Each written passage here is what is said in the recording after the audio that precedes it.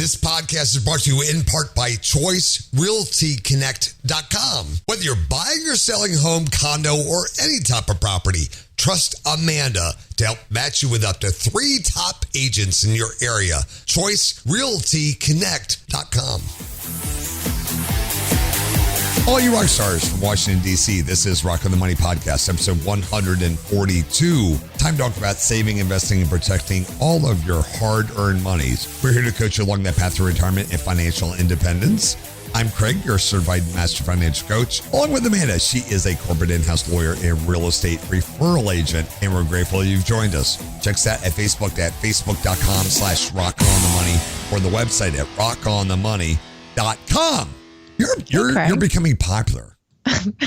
Wasn't I always popular? No, just reiterating how the podcast listens are going up. I think people are going back to school. People are going back to work. People are commuting. And between you and I exposing it to more audiences, we're at record levels. So I just want to thank everybody for listening, and please continue to share. We'd love to get 10,000 followers on our Facebook page. Yes. That would mean a lot. I mean, that should be my number one goal right now, Amanda.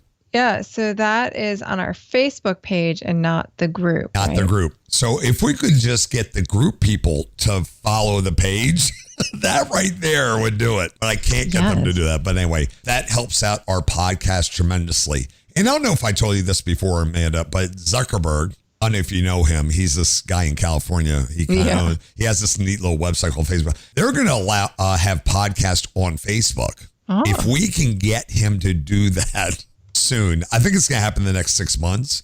That will help us out tremendously. It will actually help out a lot of podcasts, because then you have a one-stop shop where a conversation, everything is in there. You don't have to go to a website and all that. I think that will actually be huge for Facebook. I hope he gets that accelerated a little bit. I don't know why you can't do a podcast on Facebook. It's the dumbest thing. Sometimes I'm a little critical about Facebook, and I never understood why you can't post a podcast on Facebook.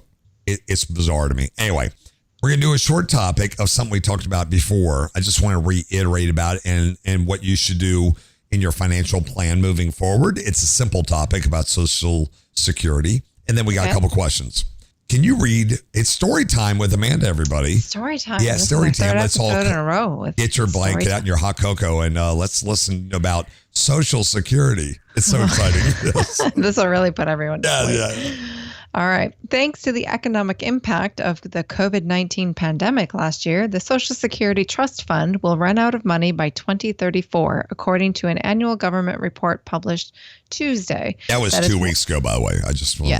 Yes, it's a dated article now. This is 1 year sooner than was expected last year. While the pandemic has clearly taken a toll on the financial health of the program, the numbers aren't nearly as bad as many forecasters originally feared. Well, that's good. And that's why I wanted to go over this topic. It sounded bad in the news, but when you actually look in the data, it's actually not as bad. On the other hand, the pandemic has led to the deaths of some of the most vulnerable Americans, such as people of old age or with underlying health conditions. Oh, that's probably why it's lasting longer. Yeah. That could reduce the cost of the program. Yep. See. So Amanda, is that like good news, or I'm trying to? I like how they say that could reduce the cost of the program. It's a weird way of putting it, but which will now pay for a theoretically healthier group of beneficiaries. The pandemic will likely lead to higher mortality rates through at least 2023. The Social Security Fund is expected to pay out more benefits than it receives in revenue in 2021, according to the report, and the fund has more revenue than costs in at least the past 5 years. See, now that was what was interesting, is they've actually brought in more money than they were spending for the last 5 years, which helped. And then we got into this. That's where we're now sending out more payments for the first time in 5 years. That's actually was pretty good. I was shocked to hear that. Sad as it is that a lot of people have lost loved ones, I'm not trying to downplay that. But the reality, when we just deal with numbers, the most vulnerable, the older age population that was the most vulnerable to this pandemic, and that reduced the need to pay out in Social Security, which did reduce cost. Unfortunately. So like any budget, they have to account for bringing in revenue that exceeds costs. And this year, costs are going to exceed the revenue. So they're running at a deficit this year. Luckily, there were a couple of years ahead of time that, put some money in the coffers. But if you spend what's in the coffers, eventually it depletes. What do you and I actually do with our Social Security numbers when we figure for retirement? Oh, I ignore them. Yeah, I totally ignored all this. I mean, it's great to hear this. I open it, I look at it, and then I throw it away and never think about it because I'm not banking on the program being there when I retire. It's just another reason why I could care less about Social Security. If it happens, it happens. But I don't want people to rely on that because a lot of people do use that and decide, well, I'm going to retire at 65 and I'm going to just get Social Security. I've heard that so many times because we already know 56% of Americans have 10,000 or less in their savings. And of that, 33% have nothing. And so they are thinking that's a retirement plan. It's not a retirement plan. It's a safety net. This is not a retirement plan. It's a safety net. You have to save for money, and the burden is placed on you. You have to do it. If you lived in the UK, they have retirement plans, stuff like that built into your government system. We don't. This is on you. You have to do this. Hence, a 401k, IRA, et cetera, there. So the point of all this is take matters into your own hands. You need to save and stop buying stuff. We got to get on the baby steps, get our debt paid off. And I personally like the idea of paying off your house before you retire. That offloads a huge expense in your budget if you don't have to pay rent or a mortgage. And now you're just down to electricity, water, food. That really does relieve. Or car payments or any all that stuff. Yeah. Credit card payments. Yeah. All those. What would you guess would be the average monthly expenses for a couple if you had no mortgage and no debt? If you just had to pay for, I'm not talking about travel. If you just lived at home, maybe. Yeah. $1,000. Maybe food. 2,000 max. I don't know. If you own your home, you still have to set money aside for like property taxes, right? You still got that, health insurance and all that. So I don't know. A couple thousand. Couple thousand. Right there. Yeah. I mean, mine is $6,000 a year. I pay a lot in taxes. So that's what, $500 a month? Yeah. So right there's $500 right there. Yeah. Just to do that. So I could care less about Social Security if they're going to send me a check like, just kind of like they did this year. Oh, you sent me money. Oh, cool. That's cool. I don't know why, but thank you. Yeah. Okay. Now what am I supposed to do with this money here? Anyway, that's the state of Social Security. Hey, let's take a quick break. I got two questions. One of them has to do with what we just talked about. And someone asked this question when you're listening to Rock on Money.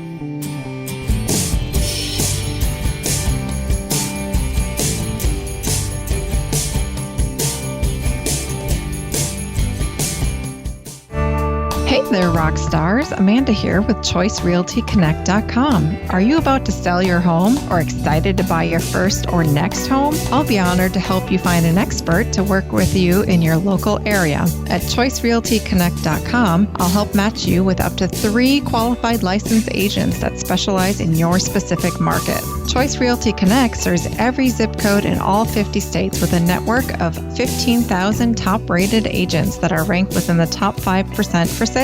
Whether you're selling or looking for a condo, new construction, retreat, vacation property, or you're a first-time home buyer, let me connect you with the perfect top agent today. ChoiceRealtyConnect.com. The choice is yours. Amanda Braun is a Florida licensed real estate with a brokerage, Realty Connect. Rockland, USA.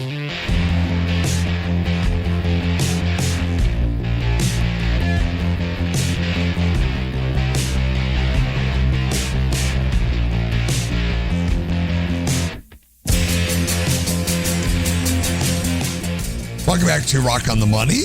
Amanda and Craig. Check us out on Facebook.com/Rock on the Money on our page. Please like, follow, and share that page. And then you can join the group. Come on in there.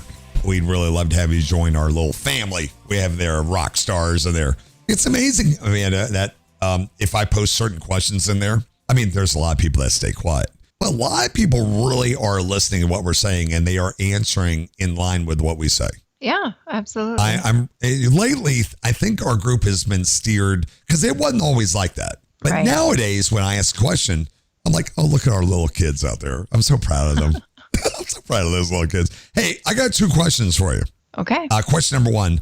Those who know people who retired with little or no money planned for retirement, what was their retirement years like? It kind of goes back to the Social Security thing we just talked about.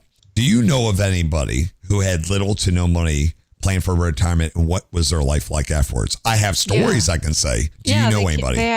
They continue to have to work, whether it's like a Walmart greeter or odd jobs here and there, cleaning houses or things like that. And 70s and 80s, is that what you really want to be doing? Because Social Security, even though they're getting that's not enough to live on. It's only like 16,000 years the average, I believe is the number.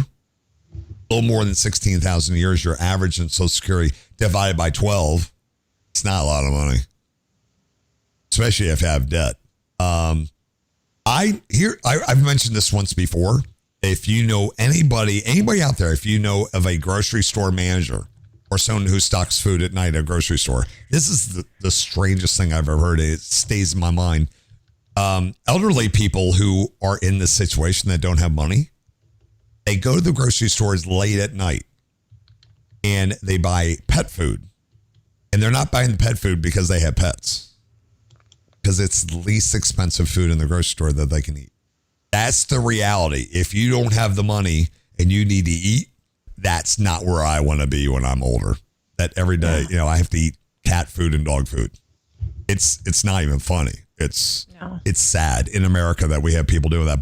That's a weird question, but it's not pretty. And they do work. And is that what you want to do? And then you turn 80, then you can't work anymore. Now you're on. And you're just stressed about money the whole time. And so what kind of quality of life is that? It's not great. And then you end up aging over stress, and then you die early.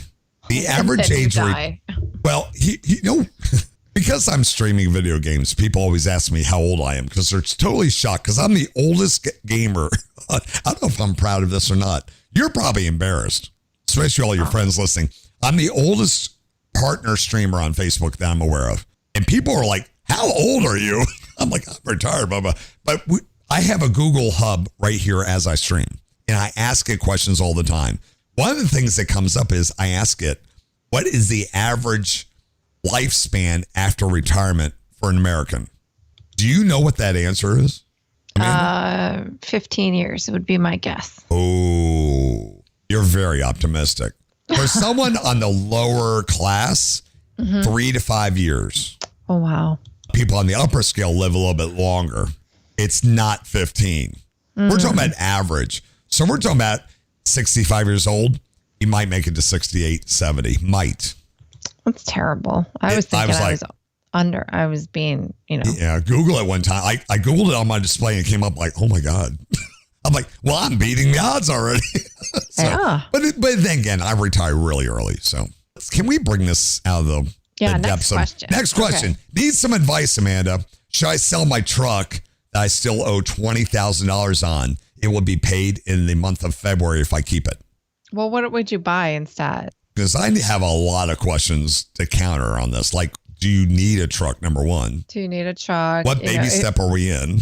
I mean, where are we at? Well, they're obviously in number 2 if they're paying off. That's a good point. Boy, I'm not paying attention. You've had coffee. I haven't.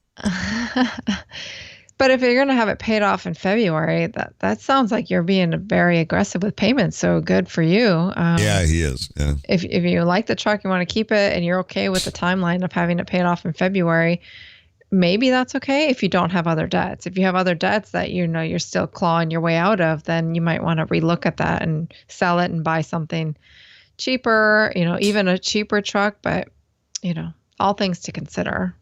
The only thing I have about trucks, I know your husband has a truck. This is not but he needs a truck for your camper. Well, now we need one. Before he would have said he needs one. Hey, Matt, I know Matt's listening. One. Matt, I'm trying to help you here, man. I don't want to know what she's talking about. He doesn't listen. Yeah, no. He should be. My only concern about a truck is I'm a big cost of ownership guy. Yeah. When you buy these vehicles, I love that because I'm a Consumer Reports guy. I love how Consumer Reports will put in there what the average cost of ownership is per year. Because tires, oil changes, fuel, I'm watching everybody complain about fuel on Facebook now. Yeah, tires are expensive on his truck. Fuel, he goes through twice as much fuel as I do in my hybrid. Right. Let's see. Oh, I didn't even tell you this. Like a couple weeks ago, his muffler just fell off. Oh, yeah. Yeah, they rust off. Yeah. Yeah. Did you know you have to find a specialty muffler shop to do mufflers, not just a regular auto repair? What? No, I did not know that. I didn't either until his muffler fell off. I guess because I just went to Midas. I just assumed it's a muffler shop. I'm going to muffler place. Yeah. Because they do rust. I mean, we're on the East Coast. Auto repair places don't do them. They send it out. Yeah. Well, there is welding and stuff involved. Maybe they don't do welding and stuff. I don't know. But yes. So there's that. Yeah. Oil is a little bit more expensive. And I see so many people on Facebook complaining about putting $120 of fuel in their trucks. I'm like, oh, yeah. My husband, when he fills up, it's like $90. I always want to put on there. It's like, yeah, but you bought the truck. You caused it. No one else caused this, but you wanted a truck. Yeah. It's just the way it is. I said, I haven't put fuel in mine since when? I've had one tank since when did I say? August? It sounds like it, yeah. And I had to drive just to get emptied enough to put gas in because the gas was getting old. Yeah.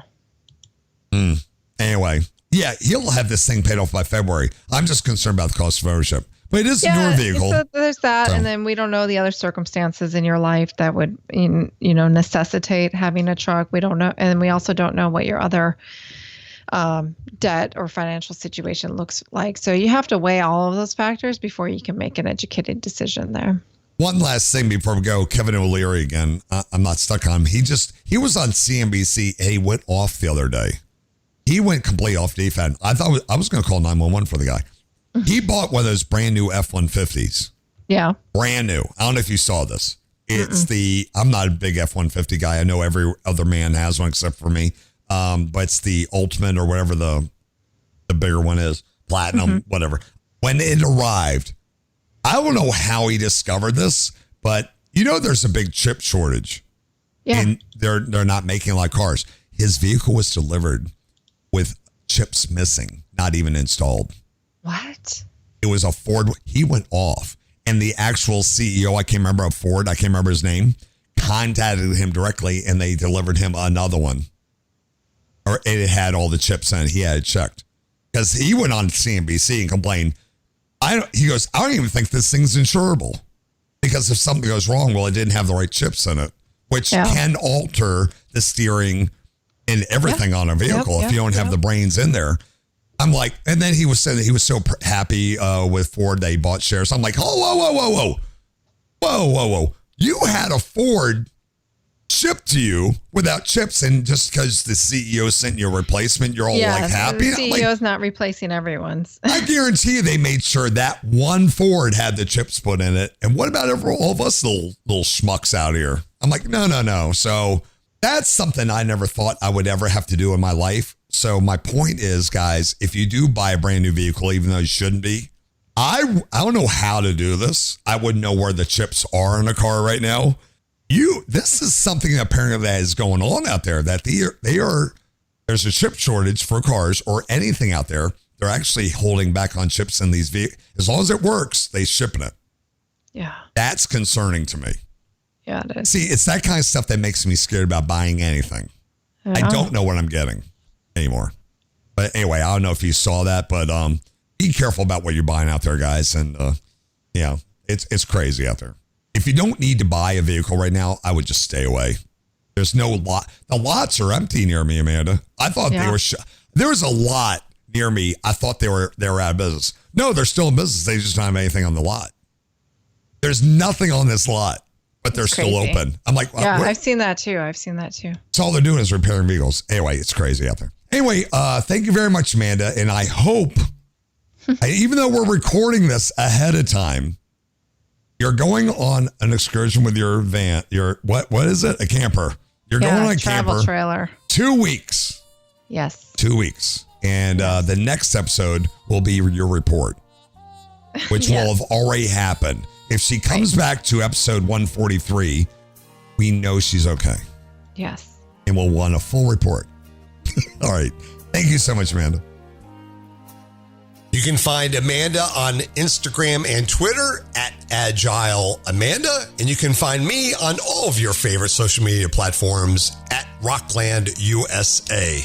Don't forget to check out the website and subscribe to the podcast. All the links are right there on the front page, rockonthemoney.com. Please subscribe and leave comments to our podcast on Apple, Google, Spotify, or even your favorite app that you got right there on your phone. Those help us out a lot. If you're ever looking for a specific topic or content that we've produced over time, just go to the website and in the search bar, just type in your topic, be it 401k, stimulus check, or anything, and everything comes right up for you. We have so much gratitude that you've taken the time out of your day to listen to our podcast while you're walking, driving, traveling, or whatever you're doing. Please send us an email. Let us know how you're doing out there. podcast@rocklandusa.com. So long, everybody. Thank you very much again. We'll see you again next time. America's Rockland USA. All opinions expressed by the host are solely their own and do not reflect the views of any company, affiliates, or advertisers. Investments or strategies mentioned in the show may not be suitable for you. Before acting on any information in the show, you should consider whether it is suitable for your particular circumstances and strongly consider seeking advice from your own financial or investment advisor.